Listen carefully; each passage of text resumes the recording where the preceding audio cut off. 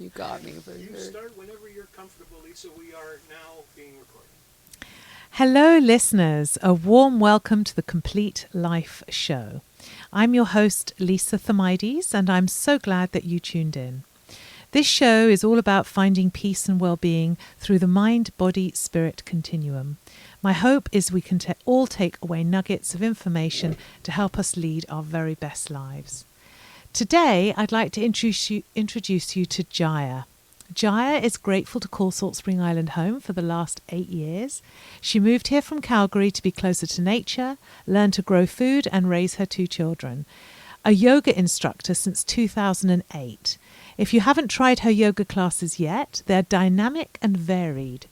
She is passionate about yoga and health and wellness. When she's not in the studio, you can find her out in the garden or forest, swimming at the lake, or on her bike. Jaya has been managing the Wellness Centre here on Salt Spring Islands since she became an owner in 2018.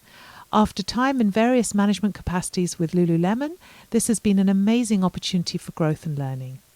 Hello, Jaya.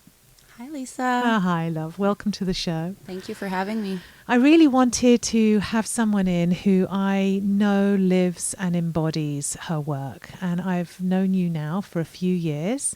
I've come to a few of your yoga classes and certainly know the Wellness Centre well. And you certainly do that. So let's have a little chat today, because we make an assumption, because we do yoga, that everyone understands what yoga is all about. And I'm just focusing on yoga, although you have an encompassed business with lots of other things going on there too. So I want you to have an opportunity to talk about that too. Mm-hmm. But tell us a little bit how you got into yoga, what it's done for you, what it can do for people, other than what they think. Because people might think they need to have a certain belief or religious structure to practice yoga, and that's not the case, as we both know. Not at all. Well, yoga for me goes way back. I was actually born into a yoga family.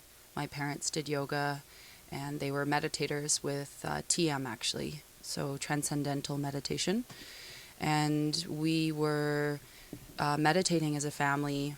I got my first mantra, my first initiation when I was 4. So we would have to meditate as a family every day when we got home from school. Before snacks and playing and all the things, we would just sit down. And even as a young child, I think it really set in some great habits for me for life. The asana portion of yoga came later. I was about 15 actually, and really heavily involved in athletics. I played soccer and basketball and volleyball, and my body was already starting to break down actually.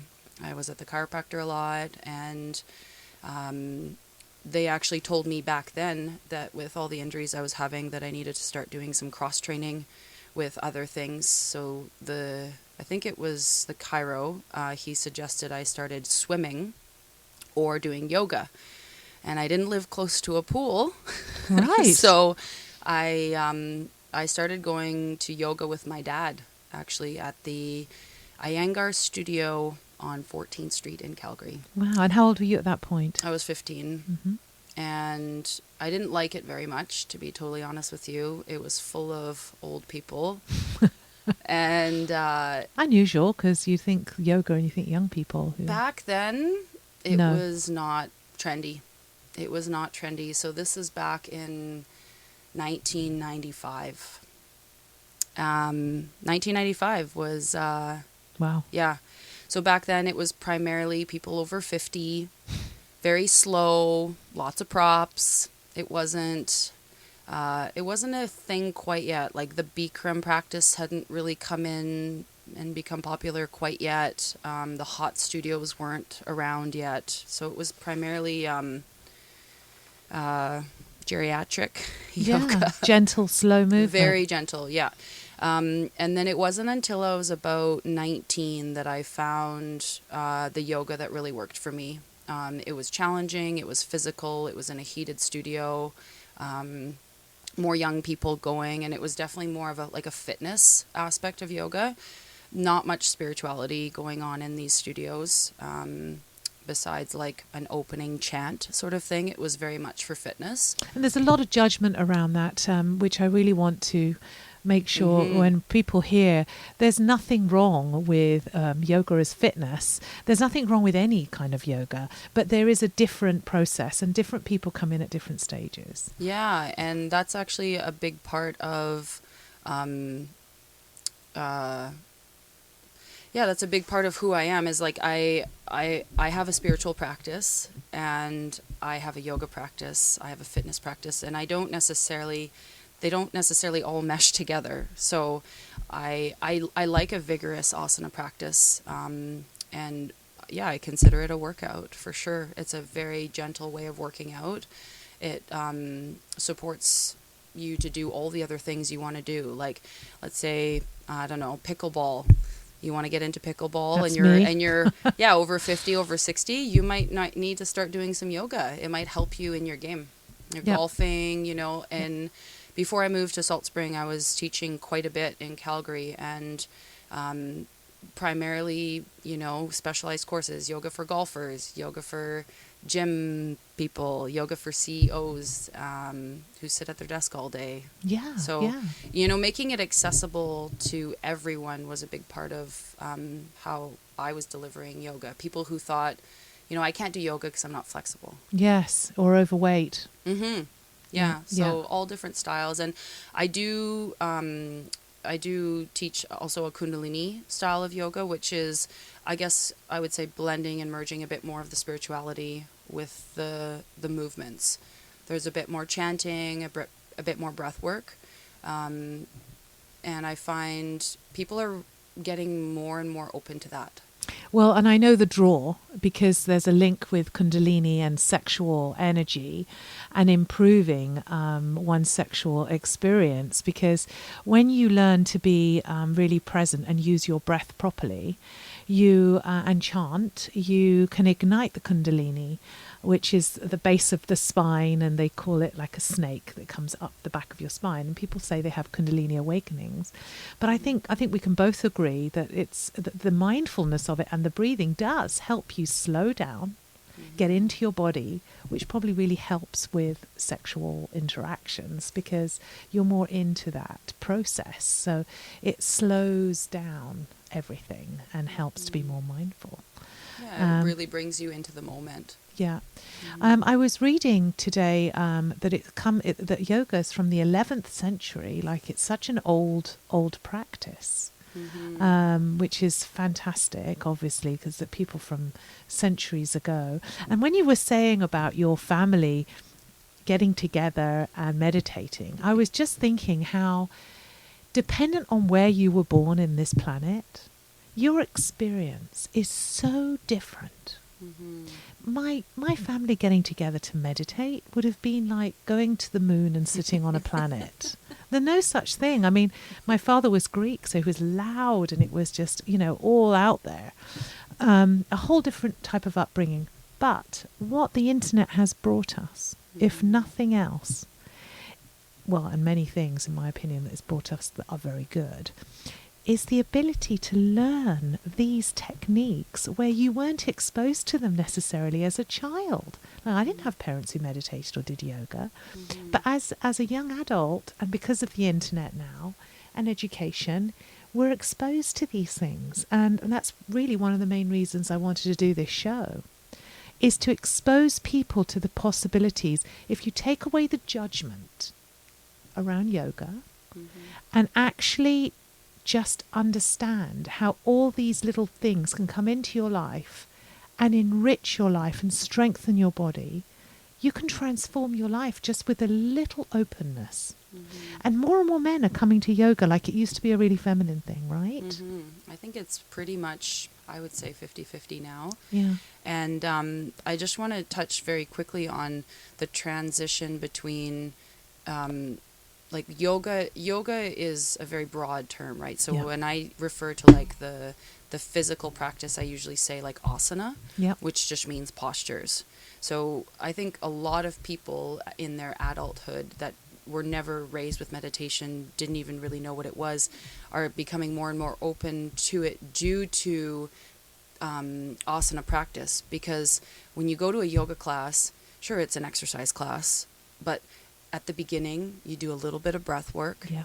At the beginning, you close your eyes and maybe you take the first deep breath you've taken all day. Yeah. And then at the end, you lay down for Shavasana, maybe 3 to 5 minutes. And sometimes you do another brief, little, tiny, like gratitude circle, or, like an intention for the day. And these little tiny pieces have actually opened up people's minds to make them more curious about, like, what is meditation? That felt really good. When you sit at the end of your yoga practice where you've been, working your butt off for an hour, and you're sweating and your lungs are open and you've really like put in the time, at the end, it's that sweetness. It's like the icing on your carrot cake. It's the best part where you get to just let it all soak up. And that's what I think ultimately is why I keep teaching yoga, is because I believe that it will open everyone to find a spiritual practice of their choice. And that ultimately is where we all need to go, because it's in that mindfulness, in that going inwards, finding our own center, listening to our hearts. And through that, you could call that alone the spiritual practice of discovering ourselves, never mind who we're praying to and who created us. That will always be a mystery. Maybe it won't always be a mystery, but it's certainly a mystery now. And I think that with spiritual practice comes, like, it's like a diet. I always kind of compare the two. It's like, they all work. They all work. They all work. No one's wrong. No one is wrong. They all work, but it's important to pick one that works for you. So bouncing around and trying a new meditation every week, just the same way some people might try a new diet every week. Or different religion. Or a different religion. I think that you're diluting it. You're not allowing yourself to go deep enough and learn enough about it. So if you are new to meditation, and you're experimenting and you're trying people online, try someone for a couple months. Do a daily practice, 10 to 15 minutes with the same teacher. Maybe you like the sound of their voice on YouTube, and that's the most important thing, because it's going to get you doing something. Yep. And stick with it for enough to learn something from it before moving on. So really what you're saying is you need to commit to something for a reasonable length of time to really see if it's going to impact you. And then that's when you'll see if there's any growth. And that comes down to choice and commitment, and that's a practice like anything else. You're not born knowing how to dance or be a ballerina. You have to learn and you have to practice, as with everything. It goes without saying. So what I love, this is the Wellness Centre on Hereford Street, which is here on Salt Spring Island. But this talk is for everyone all over the world who's interested in improving their life. Mind, body, spirit, because yoga, you can find it anywhere now. But here on Salt Spring Island, I just want to touch, because we are a destination of wellness, and we don't have many wellness centres. So you are A, a woman, and B, a bit of a pioneer on Salt Spring, having one of the only wellness centres that are in town is accessible for people to come to. And like you've just said, there are other ways of creating mindfulness. So you have a gymnasium. Like a fitness studio. So you can come and have that experience. And tell me what other things are going on in your center. We have a gym that has everything you need. It's a boutique style gym. We have a fob access gym, so people can come 24 hours a day. So there's no excuses, which we're really proud of, that we've made that work. And the yoga studio, I've got 5 different teachers right now, teaching everything from yin, which is very restorative practice, great for beginners, for stretching, anyone who is nervous to try a hatha class, you can start with yin. And then we've got some great hatha teachers, which is a style of yoga where you're stretching the limbs, moving again quite slowly.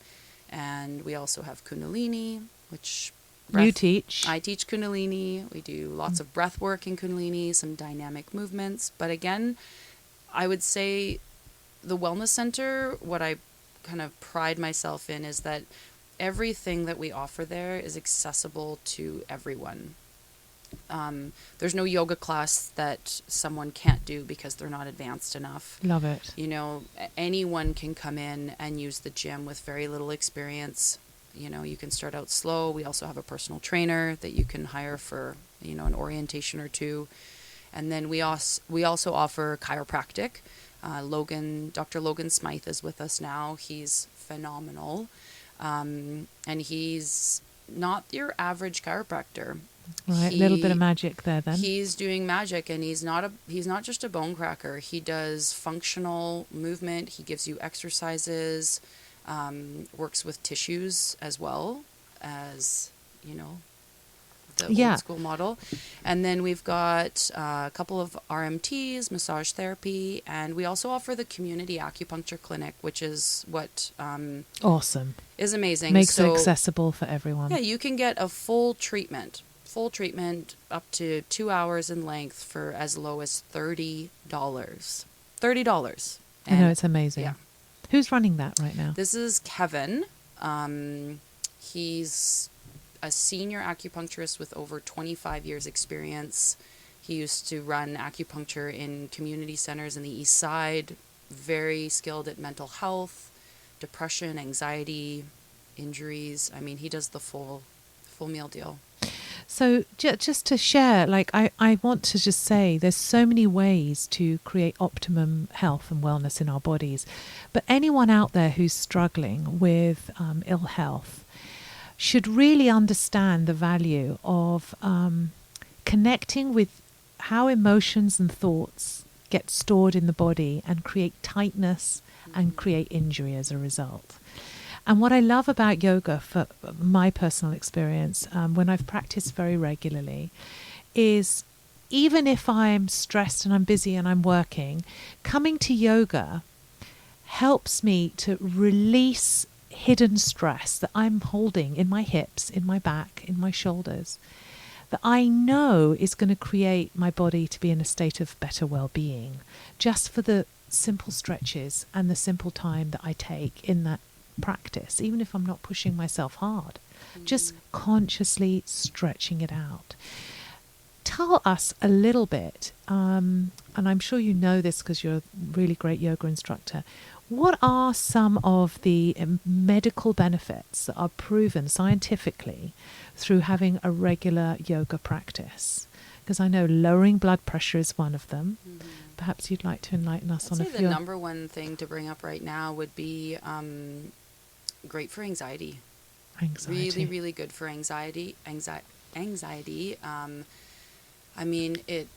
With all the uncertainty in the world, we're all jumping ahead. We're not present, and we're anxious about the future. If it's not war, it's a pandemic. If it's not a pandemic, it's higher interest rates. It's like all of it. Yeah. And when you come to your mat, you're slowing down. You're breathing deeper, and when you breathe deeper, you bring more oxygen into your body, so it clears your mind. And breath is alkaline forming in the body, so you change the pH levels in your body. It boosts the immune system.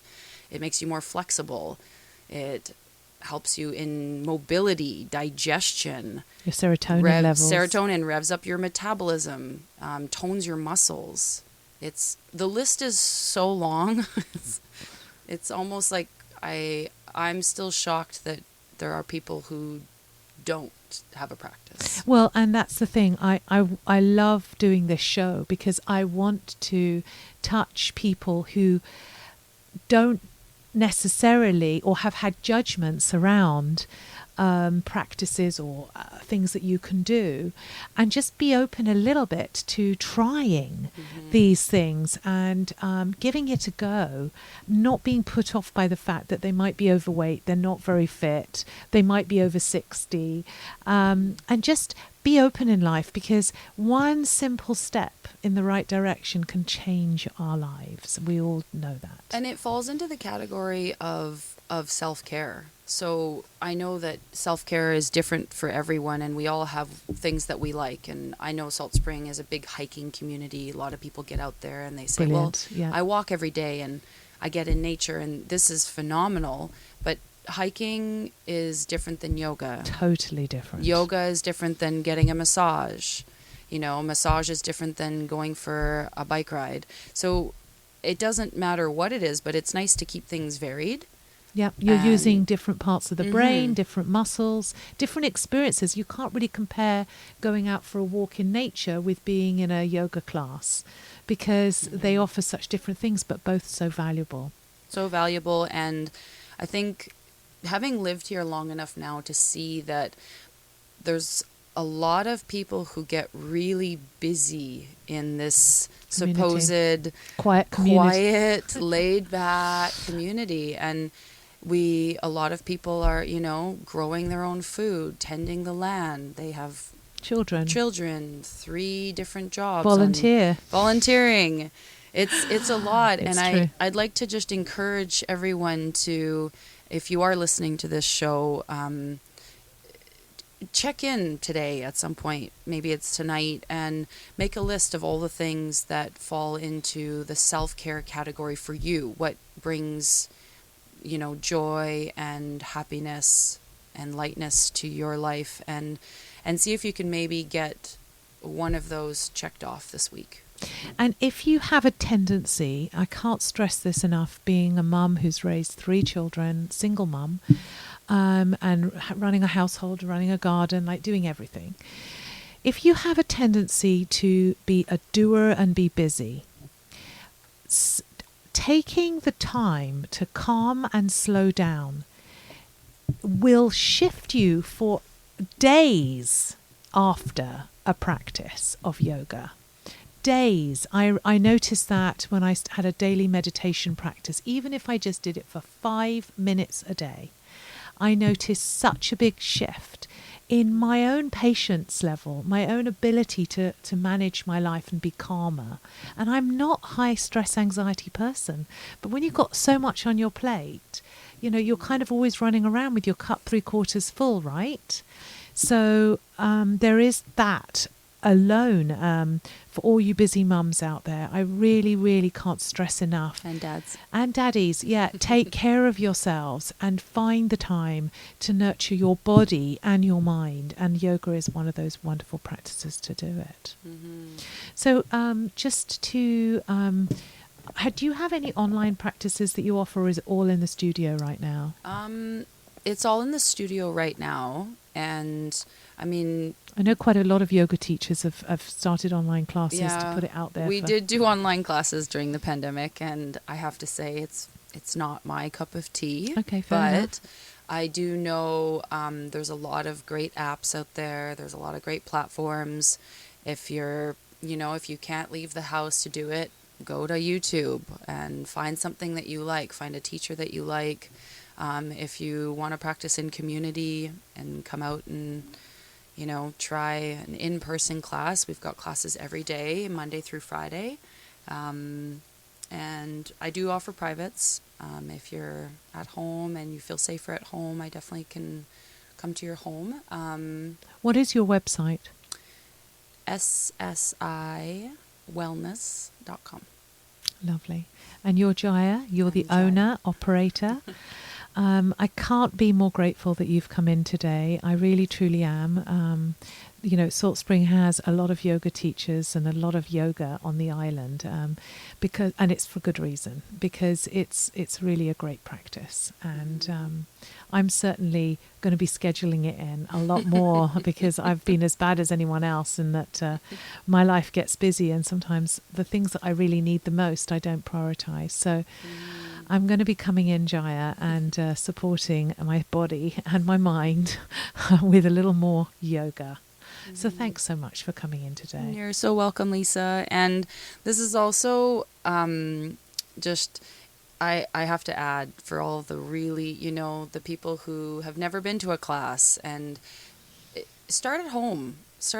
Do 10 minutes, follow a 10-minute video, and you can work your way up to 15, 20 minutes. And if you don't have the time, stick with that. There's no such thing as too little yoga. It doesn't, you'll start to love it so much that mat, you'll find somewhere to leave it rolled out.